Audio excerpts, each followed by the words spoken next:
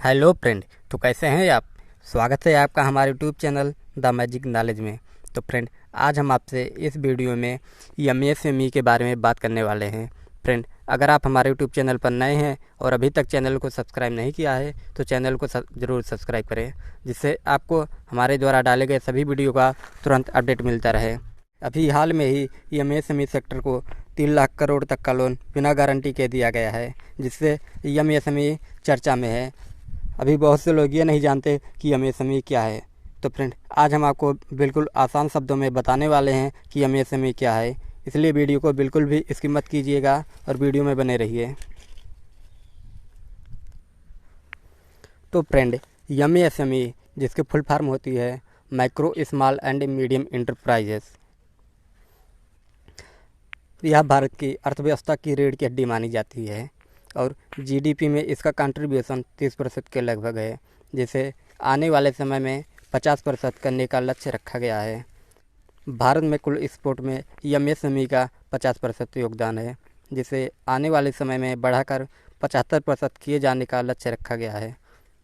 तो चलिए जानते हैं एमएसएमई क्या है और वह कौन सी इंडस्ट्री है जो एमएसएमई के अंतर्गत आती है। सीधे अर्थ में बात किया जाए तो एमएसएमई किसी विशेष निवेश, टर्नओवर या कर्मचारी सीमा के अंतर्गत आने वाले उद्योगों को एमएसएमई कहा जाता है और इसकी फुल फॉर्म होती है micro small and medium enterprises, लघु सूक्ष्म एवं मध्यम उद्यम। फ्रेंड, यहाँ पर एक शब्द आता है इंटरप्राइजेज, इसको समझना बहुत ही महत्वपूर्ण है। देखिए, जब हम इंटरप्राइजेज की बात करते हैं तो यह उद्योग नहीं बल्कि उद्यम होता है। उद्यम में 2 तरह के कारोबार आते हैं फ्रेंड। पहला कारोबार है सर्विस इंटरप्राइजेज और दूसरा मैन्युफैक्चरिंग इंटरप्राइजेज। फ्रेंड, भारत की सभी एमएसएमई को 2 भागों में विभाजित किया गया है। पहली जो सेवाएं प्रदान करती है और जो दूसरी प्रोडक्ट बनाती है। सेवाएं प्रदान करने वाली इंटरप्राइजेज होती है जैसे रेस्टोरेंट, हॉस्पिटल आदि।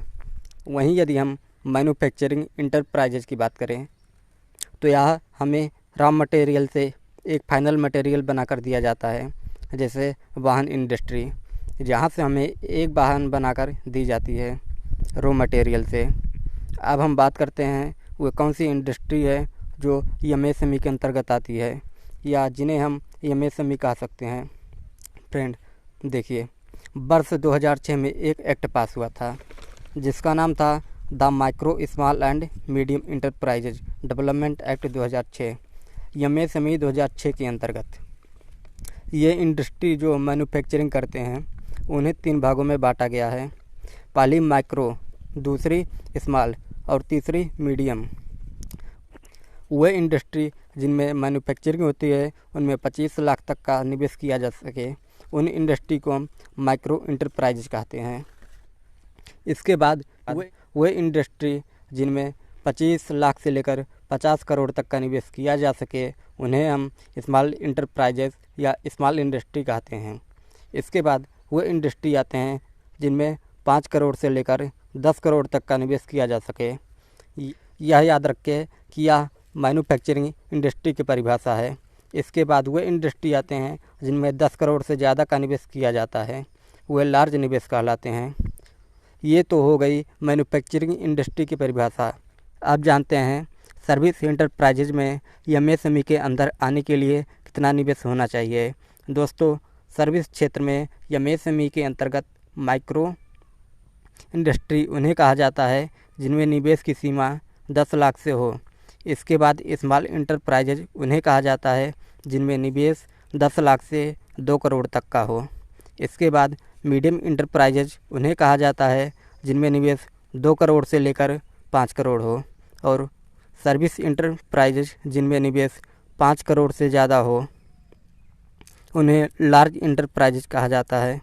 भारत में इस समय निवेश के आधार पर एमएसएमई को बांटा गया है, लेकिन कुछ देश ऐसे भी हैं जहां कर्मचारियों की संख्या के आधार पर इंडस्ट्री को 3 भागों में बांटा गया है।